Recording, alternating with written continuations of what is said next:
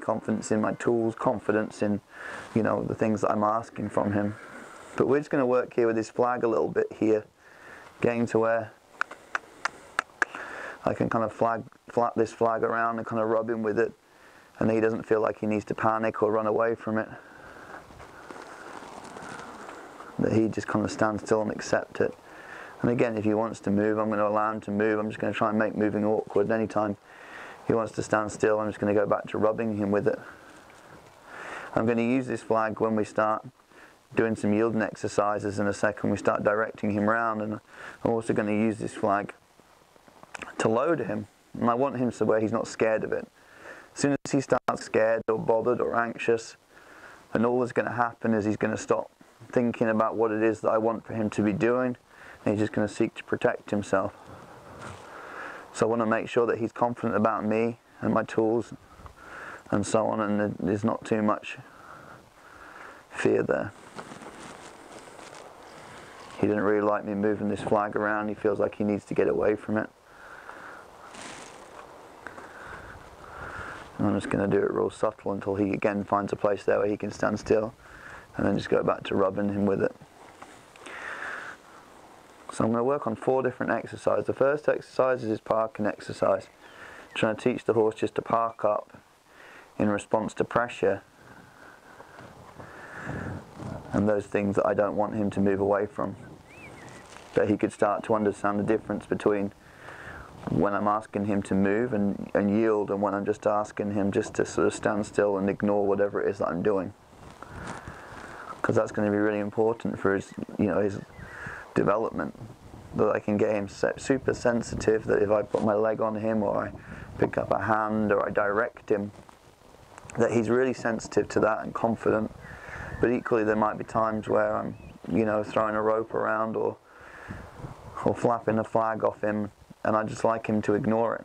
I want to saddle him up for the first time and throw a saddle on him, and that he'd know that he didn't need to run away from it because of the way that I presented it.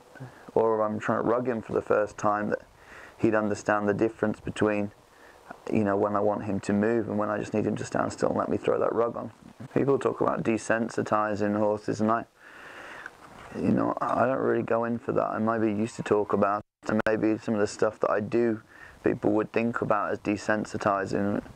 But I don't want my horses to be desensitized or dull or shut down. And sometimes I think that we do a lot of desensitization, but what we're really doing is teaching that horse to ignore us and shut down. What I'm trying to do is help him distinguish the difference in, you know, when I need him to yield his feet and when I just need him to stand still. What I'm trying to do is develop some confidence in him. And I've created horses that were super desensitized, like you could stand on them and crack stock whips off them and they just stand there all day for you.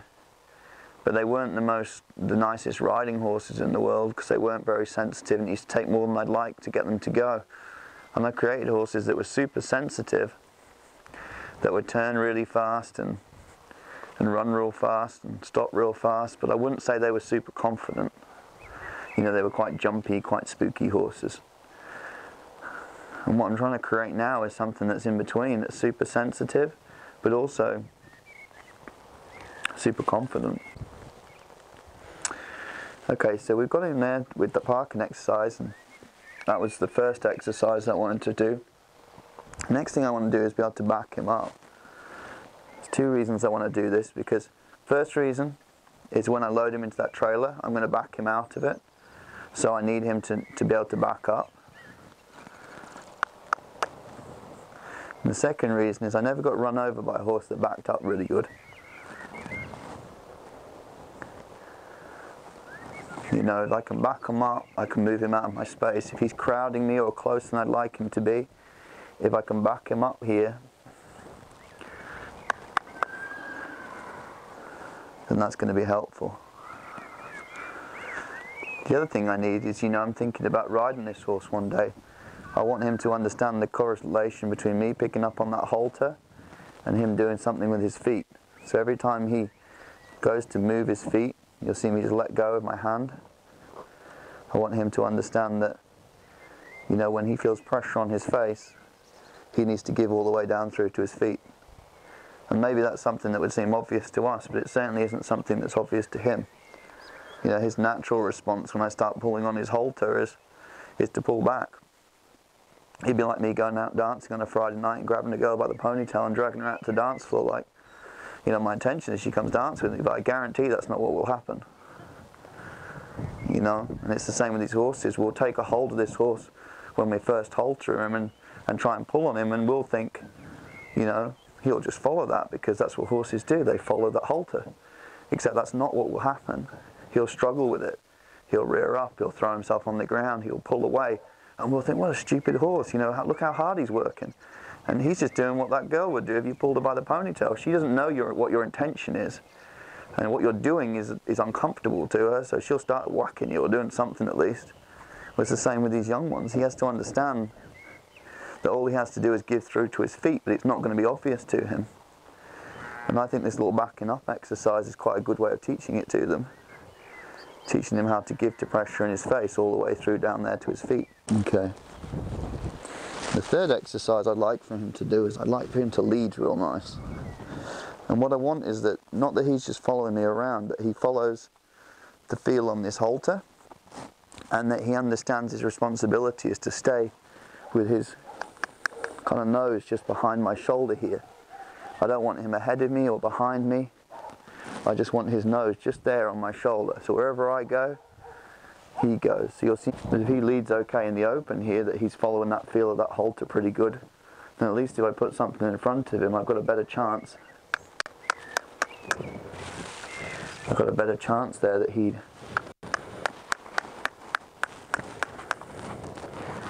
be able to get it done.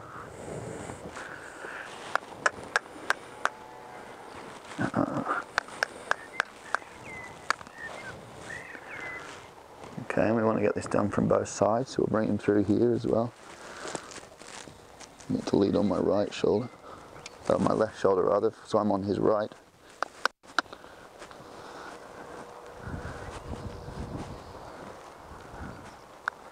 He's not quite as confident as me being on this side. Okay, so he's leading okay, and he's parking okay, and he's backing okay. The fourth thing I want to do before I put him near this trailer is just a little driving exercise. And I want to get some control over his shoulder, so I can get him to step back and reach over with his shoulder. And I want to be able to kind of drive him forwards in a circle here, so that I'm able to sort of drive him forwards. Because when I get around the trailer, you know, then he might try and go left, or he might try and go right. He probably won't try and go in the trailer, so it might be that I've got to redirect those feet. The feet start to go to the right, I might need to get them to yield back to left. The feet go to the left, I might need to get them to yield back to the right. I'm going to let him take as long as he needs in terms of actually loading, but I might need to do a little bit when he's trying not to load. A good example I give you, we used to look after my vet's dog. It was a little Jack Russell. I forget its name, but most of them were swear words that I used for it, because it spent its whole time escaping out of the yard, and we've got a pretty secure yard, but this dog wasn't very big, so it would always find the holes in the yard. It would always sneak out, so it used to go into the gate, so I put some mesh under the gate, and then it would kind of find another hole somewhere else, and I'd have to put some mesh on there, and eventually, just about the time it was about to go home, I seemed to have found and patched all those holes. And then when we turned it out in the yard, it stopped trying to get out. It just kind of stayed in the yard and hung out with the other dogs. And sometimes it's a bit like that when you're loading them, you know. They're going to try and go round the trailer, they're going to try and back up, they're going to go forwards, they might take a few steps in and then back out again. There's a lot of things that they're going to do.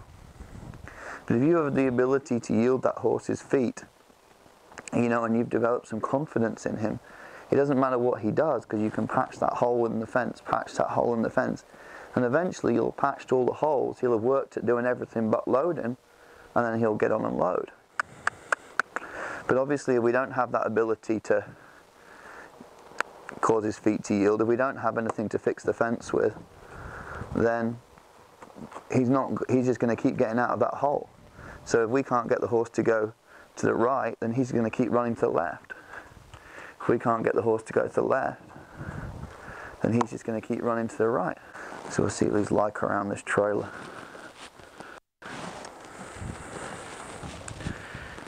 Let me get in here. I'm just gonna see if we can get him to put his front feet on initially. You know, well, that was.